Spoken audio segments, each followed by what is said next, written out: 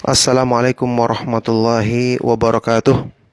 Alhamdulillah, Alhamdulillah, wassalatu wassalamu ala rasulillah wa ala alihi wa ashabihi wa man tabi'ahum bi ihsanin ila yaumiddin, amma ba'du. Alhamdulillah, ma'asyiral ikhwah wal akhwat fid din rahimakumullah.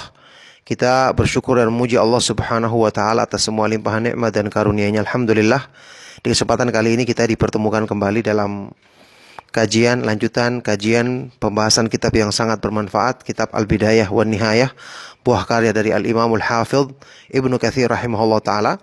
Sekarang kita sudah sampai di halaqah ar-rabi'atu watsalathun, halaqah yang ke-34 atau rekaman audio yang ke-34, yaitu kisah dari Nabi Allah Subhanahu wa taala dan Rasulnya yang mulia, yaitu Nabi Sulaiman bin Daud alaihi wassalam. Ya, kita sudah sebutkan di pertemuan yang lalu tentang Nabi Daud alaihi salatu wassalam. Maka Nabi Sulaiman adalah putranya Nabi Daud, ya, Sulaiman ibnu Daud, ibnu Isha, ibnu Uwaid, ibnu Abir, ibnu Salmun, ibnu Nahshun, ibnu Uwainadhib, ibnu Iram, ibnu Hasrun, ibnu Faris, ibnu Yahuda, bin Ya'qub, ibnu Ishaq, ibnu Ibrahim, Al-Khalil alaihi salatu wassalam. Ya, Abu Rabi disebut dengan Abu Rabi Nabi Sulaiman alaihi salatu wassalam. Kita ketahui ini adalah Nabi Sulaiman, kisahnya di dalam Al-Quran banyak disebutkan, ya. Nabi yang mulia. Allah Subhanahu wa taala berfirman di surat An-Naml ayat ke-16. A'udzubillahi minasyaitonir rajim. Wa waritha Sulaimanu Dawud wa qala ya ayyuhan nasu 'allimna mantiqat tayri wa utina min kulli syai'in inna hadza lahuwal fadlul mubin. Dan Nabi Sulaiman mewarisi Nabi Daud alaihi wassalatu wassalam. Artinya di sini mewarisi kenabian dan kerajaannya, bukan mewarisi harta, ya, karena tentu Nabi Daud alaihi salatu wassalam punya anak yang lain, tidak mungkin hanya khusus hartanya diwarisi oleh Sulaiman. Dan juga kita ketahui dalam hadis sahih riwayat Bukhari Muslim, para nabi itu tidak mewariskan harta kepada ahli warisnya, kepada keluarganya. Ya, Rasulullah sallallahu alaihi wasallam bersabda, "La nurath ma tarakna fahuwa shadaqah." Kami tidak diwarisi, yang kami tinggalkan itu menjadi sedekah, ya, untuk orang-orang yang membutuhkan. Jadi tidak diwarisi oleh keluarganya para nabi alaihi wassalatu wassalam dalam harta mereka. Baik. Di dalam ayat ini Allah Subhanahu wa taala menyebutkan salah satu keutamaan dan tanda kenabian, mukjizat yang Allah berikan kepada Nabi Sulaiman, yaitu ya ayyuhan nasu ullimna mantiqat thair. Wahai sekalian manusia, kami diajarkan kepada kami oleh Allah Subhanahu wa taala pembicaraan burung. Ya, beliau mengerti apa yang di burung-burung yang berkicau, pembicaraan antara burung satu dengan yang lain. Kemudian bisa menyampaikan maksud mereka kepada manusia, kepada orang lain. Ini kelebihan yang Allah Subhanahu wa taala berikan kepada Nabi Sulaiman alaihi salatu wassalam. Bahkan ini juga bukan cuma burung saja, kata Ibnu Katsir, ya. Di firman Allah Subhanahu wa taala selanjutnya, wa utina min kulli syai', dan kami diberikan segala sesuatu, menunjukkan bahwasanya beliau juga faham bahasa dari binatang-binatang yang lain, ya. Kami diberikan segala sesuatu, yakni segala sesuatu yang dibutuhkan oleh raja untuk mengumpulkan tentaranya, peralatannya, bahkan untuk bisa berbicara dengan jin, manusia, dengan burung, dengan binatang-binatang buas dan yang lainnya. Ya, makanya disebutkan di sini inna hadza lahuwal fadlul mubin, sesungguhnya ini adalah karunia yang sangat besar, yang sangat agung dari Allah Subhanahu wa taala. Kita ketahui disebutkan di ayat selanjutnya, ya, Allah Subhanahu wa taala jadikan bala tentaranya dari kalangan jin, manusia, ya, burung yang kemudian ditugaskan berbaris-baris atau dengan kelompoknya masing-masing dengan tugas masing-masing, ya. Kemudian kisah juga yang disebutkan di surat An-Naml ayat ke-19 ketika Nabi Sulaiman melewati sebuah lembah yang kemudian di situ ada semut yang memerintahkan kepada rakyatnya untuk masuk ke dalam sarang mereka agar tidak terinjak oleh Nabi Sulaiman alaihi salatu wasalam ketika itu sedang berjalan bersama pasukannya, ya, dengan tunggangan-tunggangan mereka. Nah, kemudian ada satu persangkaan batil, ya, dari orang-orang yang jahil yang menyebutkan bahwasanya sebelum Nabi Sulaiman sebenarnya binatang itu sudah bisa berbicara dan dipahami oleh manusia. Tapi kemudian Nabi Sulaiman alaihissalatu wassalam mengambil kepada perjanjian dari binatang-binatang itu untuk tidak boleh lagi berbicara dengan manusia. Ini tentu kejahilan, ya. Tidak benar seperti ini. Allah Subhanahu wa taala jadikan ini sebagai mukjizat, kelebihan yang Allah berikan kepada hambanya ini. Seandainya binatang-binatang sudah bisa bicara dengan manusia, maka tidak ada kelebihan ini. Ini bukan keistimewaan bagi Nabi Sulaiman alaihi salatu wassalam, ya. Jadi kita ketahui ini adalah keistimewaan dan kelebihan yang Allah Subhanahu wa taala berikan kepada Nabi Sulaiman alaihi salatu wassalam. Diterangkan juga di sini oleh Ibnu Katsir rahimahullah taala, ibunya adalah seorang wanita yang salihah, yang ahli ibadah, ya. Meskipun ada beberapa riwayat hadis yang lemah di sini dibawakan oleh Imam Ibnu Katsir, yang juga diantaranya beliau jelaskan tentang kelemahannya. Kemudian kisah tentang Nabi Sulaiman dengan Ratu Bilqis, ya, yang dimulai dengan ketika satu saat Nabi Sulaiman sedang memeriksa pasukannya, maka dia tidak melihat burung hudhud, ya. Tidak melihat burung hudhud. Ini dijelaskan di dalam surat An-Naml ayat 20 sampai ayat ke-37, ya. Ya, disebutkan bahwa Nabi Sulaiman alaihissalatu wassalam membagi pasukannya semua dengan tugas masing-masing. Para burung dijadikan sebagai pasukan yang terdepan, ya, karena mereka bisa terbang. Kemudian hudhud sendiri, burung hudhud ini punya tugas khusus. Diterangkan oleh beberapa sahabat, ya, seperti Ibnu Abbas dan para ulama salaf lainnya, bahwasanya annahum kanu idza u'wizul ma fil qafar fi halil asfar yaji'u fayanzuru lahum hal bihadzal biqa'i min ma'in wa fihi minal quwwati allati auda'aha Allah ta'ala fihi an yanzura ilal ma'i tahta takhawumil ardi fa idza dallahum alaihi hafaru anhu wastambatuhu wa akhrajuhu wasta'maluhu lihajatihim, ya. Jadi burung hudhud ini ketika, ya, tugasnya adalah, ya, seperti disebutkan oleh Ibnu Abbas dan yang selainnya, ya, radhiyallahu taala anhum, ketika mereka kehabisan air atau sulit mendapatkan air di dalam perjalanan mereka, misalnya di padang pasir, maka burung hudhud yang diperintahkan untuk melihat. Dia bisa melihat dari permukaan tanah untuk melihat, memperkirakan di sini ada air. Allah berikan kekuatan, ya, kemampuan untuk melihat ini.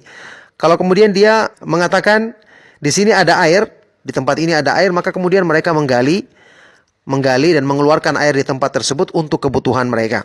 Makanya ketika Nabi Sulaiman alaihissalatu wassalam tidak melihat burung hudhud ini, beliau marah dan mengancam untuk membunuh burung ini. Tapi kemudian kita ketahui kisahnya bahwa hudhud datang menyampaikan kabar tentang Ratu Bilqis, ya, yang menguasai wilayah Saba, ya, di daerah Yaman, ya.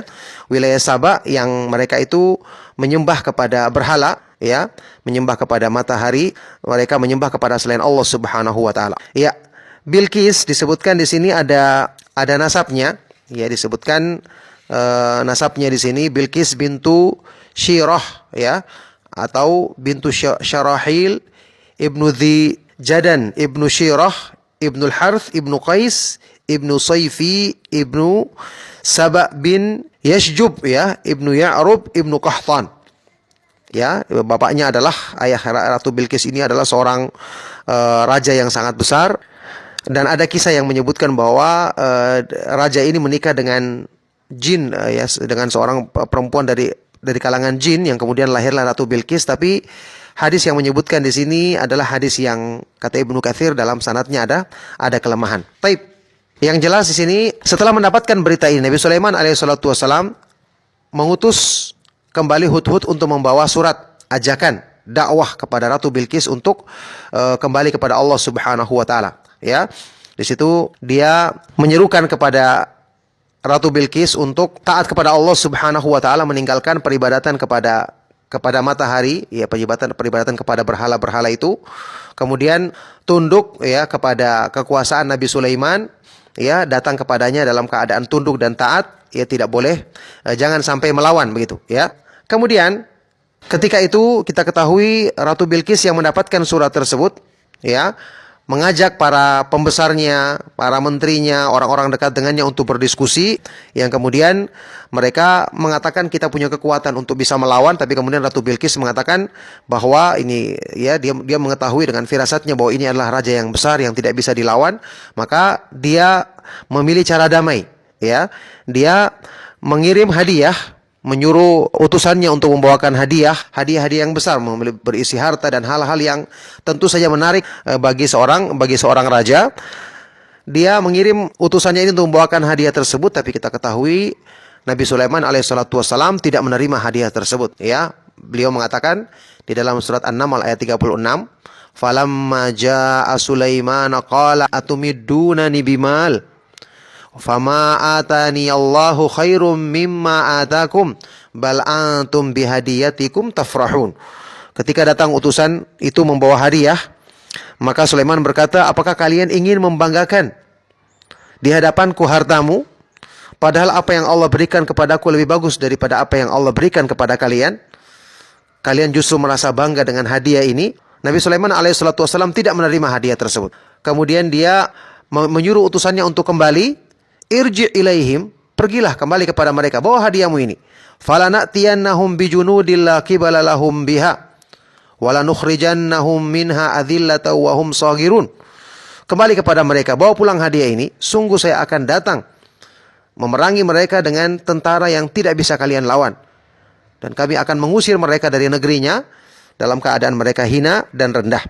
Ya, intinya kemudian ketika itulah Ratu Bilqis akhirnya memilih untuk tunduk dan ingin datang kepada Sulaiman dengan membawa tentaranya, membawa pembesar-pembesarnya dalam menyatakan ketundukan dirinya kepada Sulaiman alaihi salatu wassalam.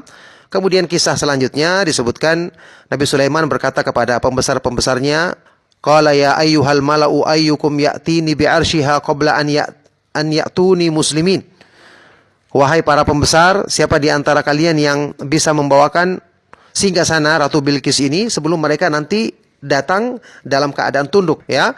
Kemudian Ifrit berkata, "Saya bisa membawanya sebelum kamu berdiri dari tempat dudukmu, sebelum selesai pembicaraan ini, dan saya kuat untuk melakukannya." Kemudian ada seorang yang memiliki ilmu dari kitab, dia mengatakan, "Saya akan membawakan kepadamu sebelum kembali kedipan matamu ketika kamu memandang sejauh pandanganmu." Ya, disebutkan ada pendapat yang mengatakan orang yang disebut punya ilmu dari Alkitab ini, yang masyhur dia adalah bernama Asif ibnu Barkhia, ya. Ibnu Barkhia, yang dia adalah putra dari bibinya Nabi Sulaiman. Putra dari bibinya Nabi Sulaiman.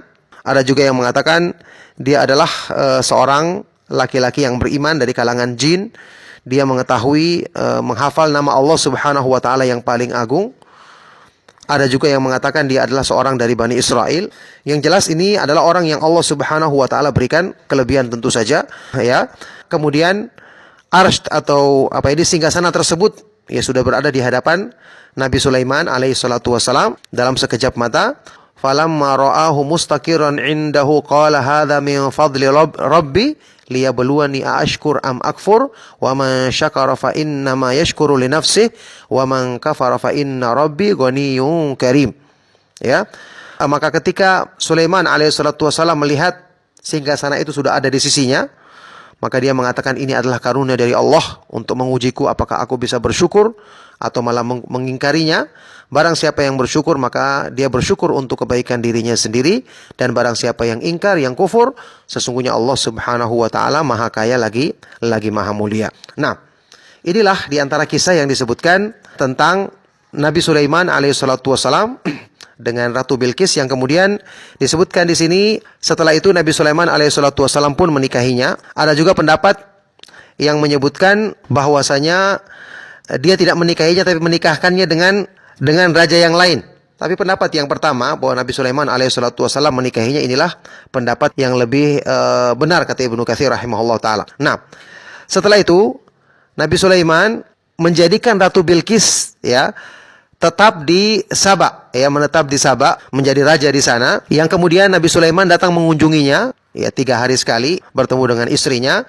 Dan yang jelas istrinya tetap menetap di Sabah menjadi penguasa di sana, tentu dengan bimbingan selalu dari Nabi Sulaiman alaihi salatu wassalam. Taib. Kemudian juga di sini kisah yang disebutkan di dalam firman Allah Subhanahu wa taala di surat Shad ayat 30 sampai 40. Ini juga perlu didudukan tentang kisah ini, ya. Allah Subhanahu wa taala berfirman, "Wa habna li Dawud Sulaiman ni'mal abdu innahu awwab. Idh urida 'alaihi bil 'ashiyyi safinatul jiyad faqala inni ahbabtu hubbal khairi min an dzikri rabbi hatta tawarat bil hijab.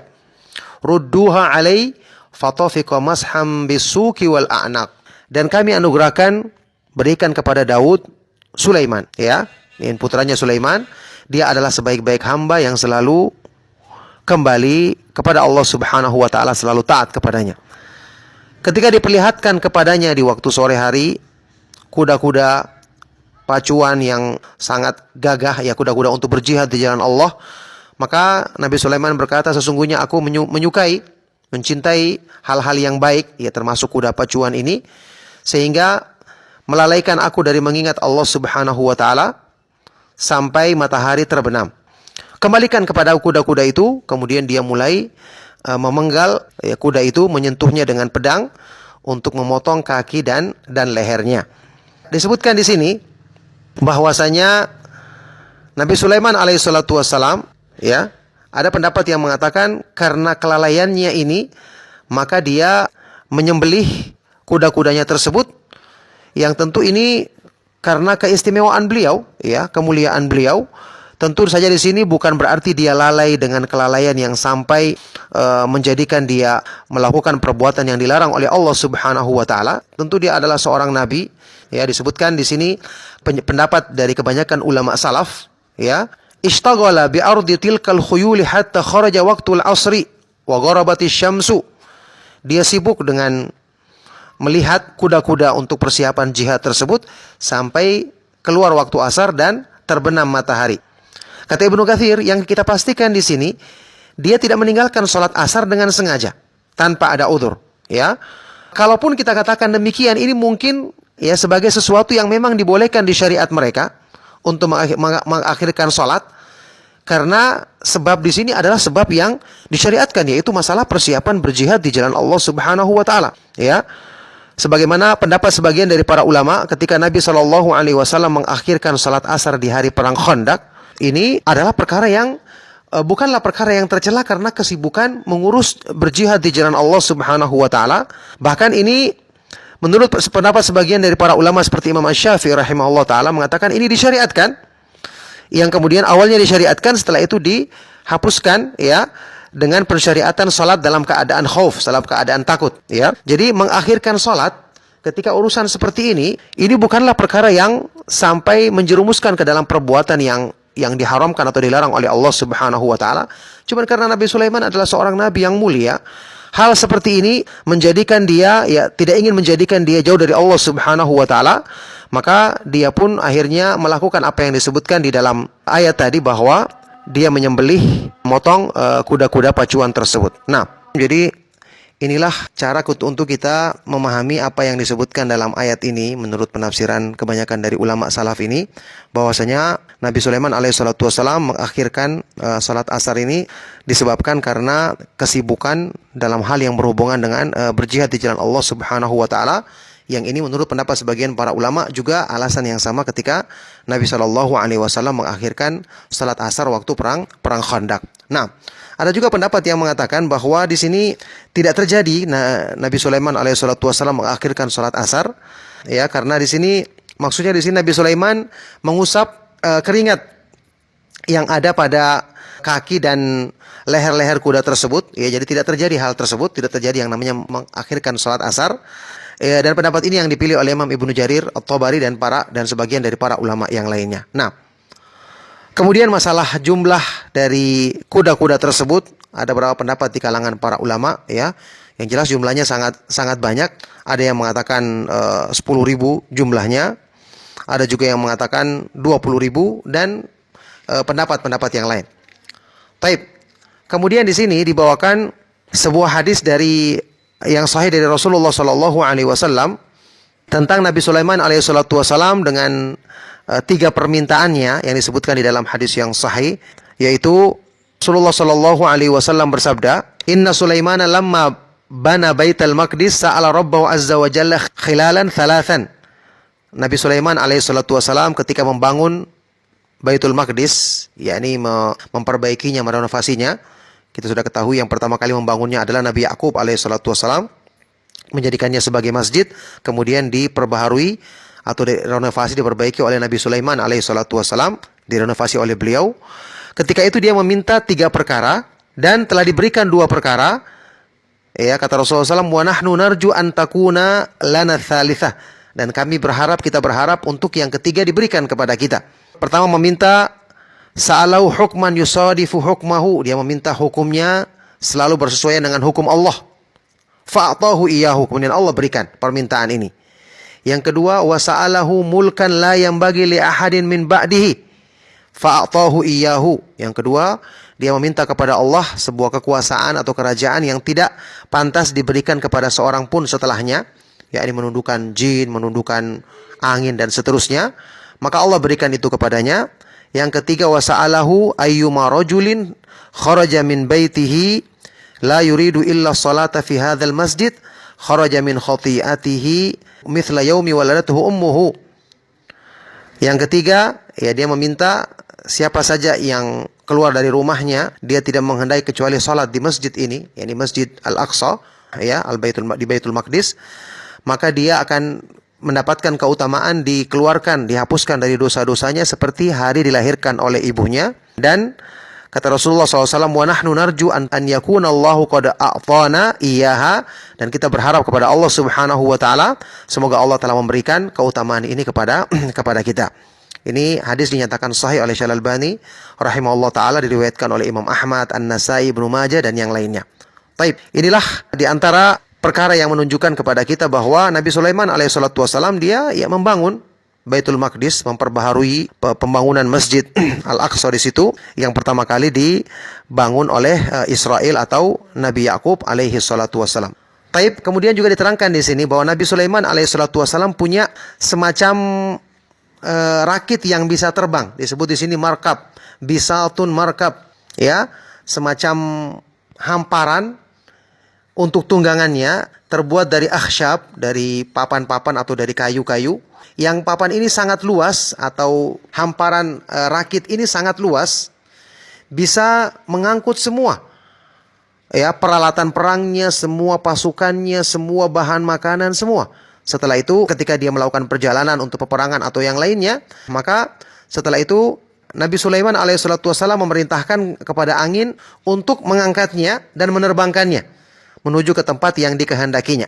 Ini tentu saja rakit terbang yang sangat-sangat luas, ya, yang sangat luas. Bahkan Nabi Sulaiman bisa memerintahkan kepada angin untuk mempercepat perjalanan sesuai dengan yang diinginkannya dengan izin Allah Subhanahu wa taala. Nah, kemudian disebutkan juga di sini Nabi Sulaiman alaihissalatu wassalam memiliki 100 atau 1000 orang istri, ya, memiliki 1000 orang istri yang tentu ini diperbolehkan di dalam syariatnya.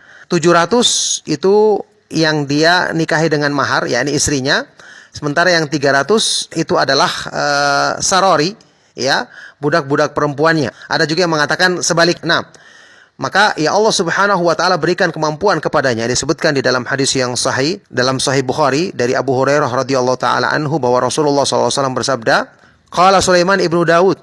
Sulaiman ibnu Daud alaihi wassalatu wassalam pernah berkata, la atufanna lailata ala sab'ina imra'atan tahmilu kullu imra'atin farisan yujahidu fi sabilillah. Faqala lahu sahibuhu insyaallah falam tahmil syai'an illa wahidan sakitan ahadu syaqqaihi. Faqala an-nabiy SAW law qalaha lajahadu fi sabilillah. Sulaiman pernah berkata, sungguh aku akan berkeliling menggilir istriku malam hari ini kepada 70 orang dari istrinya, yang kemudian nanti masing-masing akan hamil dan melahirkan anak yang farisan, seorang penunggang, ya, yang akan berjihad di jalan Allah Subhanahu wa taala. Maka ketika itu sahibuhu, ya, yang ada di samping Sulaiman, temannya, mengatakan insyaallah, ya, Artinya Sulaiman harusnya ucapkan insya Allah. Kalau Allah menghendaki, tapi ternyata Sulaiman tidak mengucapkan hal tersebut. Ya tentu bukan karena kesengajaan, mungkin karena lupa atau yang lain. Maka tidak ada yang jadi. Tidak ada seorang pun di antara istrinya yang 70 orang itu yang hamil. Kecuali satu itu pun dia hamil dan keguguran anaknya. Ya, salah satu sisinya, salah satu bagian tubuh anak tersebut terpotong begitu. Maka Nabi SAW bersabda, seandainya dia mengucapkan insya Allah, maka mereka istri-istrinya ini akan hamil dan akan lahir anak-anak yang berjuang atau berjihad di jalan Allah Subhanahu wa taala. Ini juga menggambarkan tentang Nabi Sulaiman alaihissalatu wassalam dan kemampuan yang Allah Subhanahu wa taala berikan kepadanya. Nah, kemudian ringkasnya tentang wafatnya Nabi Sulaiman alaihissalatu wassalam, kita ketahui disebutkan di dalam surat Saba ayat ke-14, ya. Allah Subhanahu wa taala berfirman, "Falamma qadayna 'alaihi al-mauta ma dallahum 'ala mautihi illa dabbatul ardi ta'kulu min sa'atah falamma kharra tabayyanatil jinnu allau kanu ya'lamuna al-ghaiba ma labithu fil 'adzabil muhin."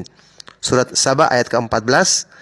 Ketika Allah Subhanahu wa taala berfirman, ketika kami menetapkan kematian bagi Sulaiman, tidak ada yang menunjukkan hal tentang kematiannya kecuali binatang di bumi ini, binatang permukaan bumi ini, yaitu rayap, ya, semacam rayap begitu yang memakan tongkatnya, ya, dalam keadaan dia tegak, kemudian tongkatnya dimakan. Falamma kharra, ketika dia terjatuh, tersungkur dari tongkatnya, jelaslah kepada jin-jin yang masih bekerja itu, ya, bahwasanya kalau mereka mengetahui perkara yang gaib, mereka tidak akan menetap di dalam azab yang menghinakan. Disebutkan di sini bahwasanya dinukil dari Muhammad ibnu Ishaq dari Az-Zuhri dan yang selainnya bahwa Nabi Sulaiman alaihissalatu wassalam hidupnya selama 52 tahun. Ya. Selama 52 tahun dan lama kerajaannya adalah 40 tahun. Ya, lama kekuasaannya dalam kerajaannya adalah selama 40 tahun. Ada juga yang mengatakan selama 20 tahun, ya. Yang jelas inilah kisah dari Nabiullah Sulaiman berdasarkan apa yang diterangkan di dalam ayat-ayat Al-Quran, hadits-hadits Rasulullah SAW dan ucapan para ulama salaf yang dipilih dan dinukilkan oleh Imam Ibnu Katsir rahimahullah ta'ala. Semoga apa yang kita sampaikan bermanfaat untuk kebaikan dunia akhirat kita. Mohon maaf jika ada yang salah dan kurang. Sallallahu wasallam wa barak ala nabiyina Muhammad wa ala alihi wa sahbihi wa man tabi'ahum bi ihsan ila yaumiddin. Walhamdulillahi rabbil alamin. Subhanakallahumma wa bihamdika asyhadu an la ilaha illa anta astaghfiruka wa atubu ilaik. Wassalamualaikum warahmatullahi wabarakatuh.